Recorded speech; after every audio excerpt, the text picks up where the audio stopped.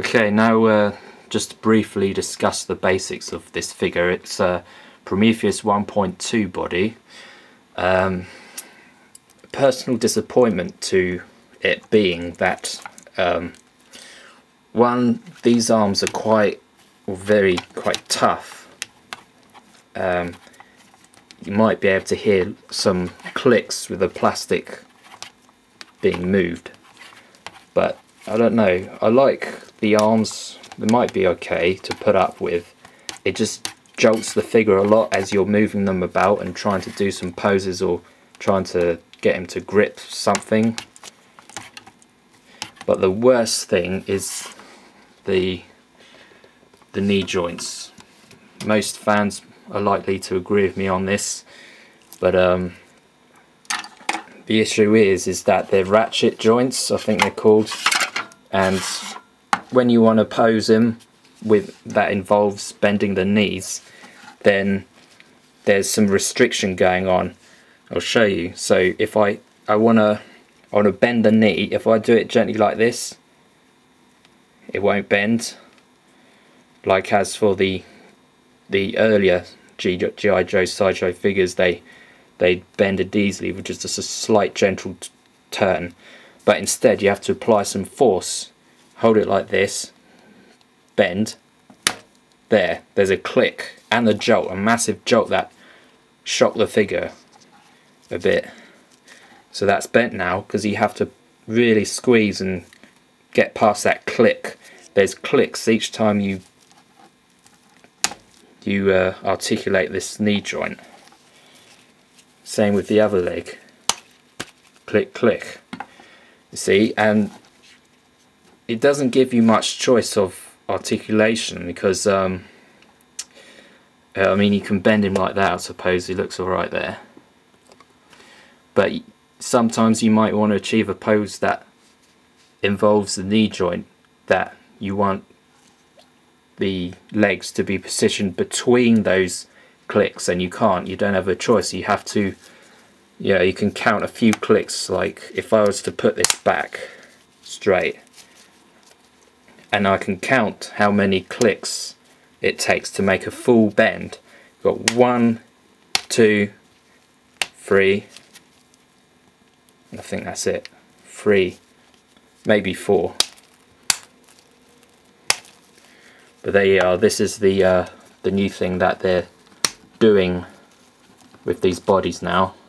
I saw on the Sideshow forums on the official site, not Sideshow Freaks, but somewhere on the site, that someone commented, "Oh, please stop this, the ratchet joints of the knees. Go back to the old way of you were doing it."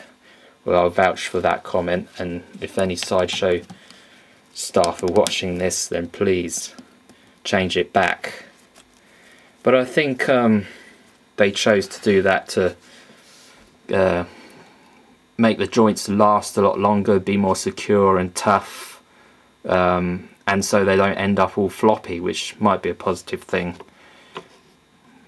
But anyway, so there's the figure, my basic discussion about it, and my modifications. Now I'm going to move on to showing you the parts in detail and what he comes with. Okay, I'm back, and I've dismantled parts from him, and let's have a look at what he comes with here. Now remember, this is my own custom altered figure, so some parts here you don't see are included with the figure, but this is what I have with mine. So starting from the left, we got here is the crossbow. If you a closer look at that, it's got some multi-coloured camo colour around it, and this the string itself is sort of flicks like that. You can remove this end here for dismantling it. It's like that. And also what I discovered myself, which I've never seen in anyone's pictures or anything online yet, is that it has the runners at the top here, at the bottom here, and on the sides, in case you want to have a go at putting the sight on it. You can. The optics, the grip from the XCR. I'll just show you an example, but it is compatible. Bit of a firm fit with this. There, you can do that with it if you want, but I'm not going to put the optics, the sights on, because I'm not going to remove it, because these parts seem quite tough to remove and I don't want to risk breaking it, and you have to get them off first for these to come off. Okay, now here's the quiver with the bolts. It's got the 2 tabs at the back here for sliding anywhere you want, or on his belt, his rig belt. These come out. Here's a closer look at one of them.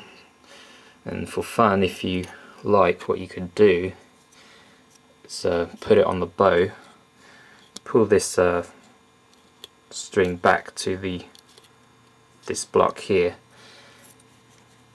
fit it in like this, and have it upright so that the back end of the bolt is against here. And then lift. Ooh, it fired. You lift this up and it can shoot. Moving on, you got the 45 caliber, which they all seem to be including with the G.I. Joe characters. Like Beachhead has his own colour scheme on his. He's got the green on the handle grip here.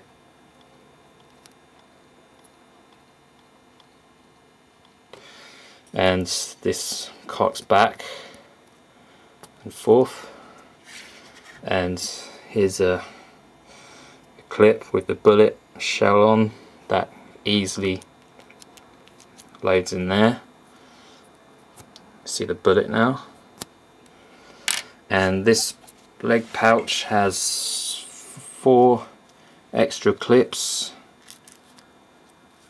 Velcro sealing, and this has the 2 tabs for sliding on his leg or his belt. Like I said, it completely optional where you put these things with the 2 tabs. You can fit here, as long as they have the slots, these straps going along like that. Same with the belt, so you can do all sorts of combinations. You can have this on here, or you can have this on there. These are his grenade pouches. You can have that on his belt, on there.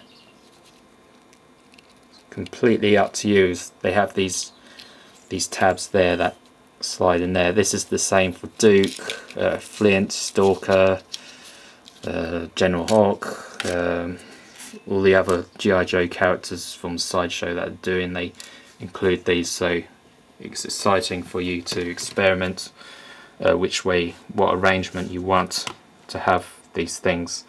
Here's the beret, which is sealed, and it looks as though this has been made a bit too big. It's not really in scale with the figure's head. So here's the head. If you just put it above there, you see it goes way out of the head width, so it would be too big if it were to open and go on his head.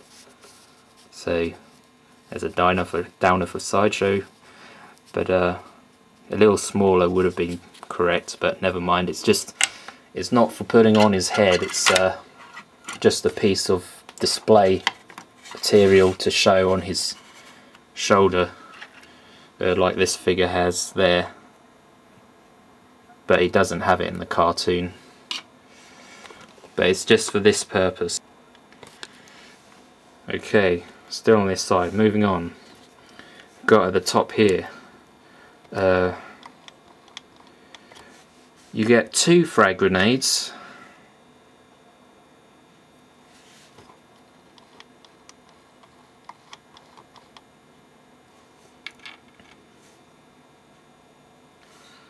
you get an M18 red smoke,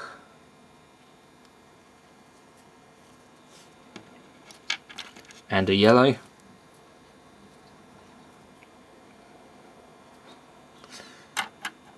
And then next is the G.I. Joe standard issue laser rifle. Originally first came with Duke was the first character to have this, but this is Beachhead. His colour scheme is green, so they had this rifle green, but Duke's is black, and so the other guys is, and apart from Dusty, I think Dusty's got a different colour or desert colour scheme to it, but this is Beachhead's. And hands, you get a right grip trigger finger hand,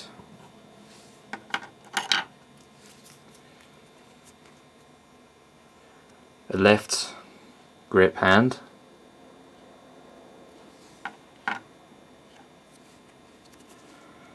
left clenched fist hand,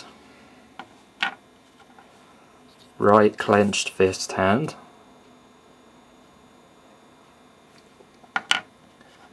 left open palmed gesture hand.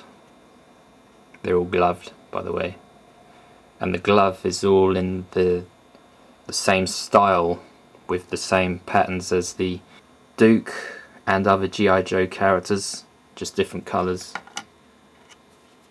And a right smaller gripped hand for holding the knife. It's got a tighter grip, the fingers going in more. And this is the belt, which is just a strap like this with the rig holes for slotting your pouches and bits on easily. There's the clip end that seals like this. You can adjust it by pulling these to tighten it. And I put the frag grenades in these. Again, it's up to you what you put in these and where you put the pouches themselves. And this is the XCR Robinson rifle. A lot to say about this. First, you got a removable mag. You got the shell there showing, and over there are the other clips, which I had on his vest. Show exactly the same.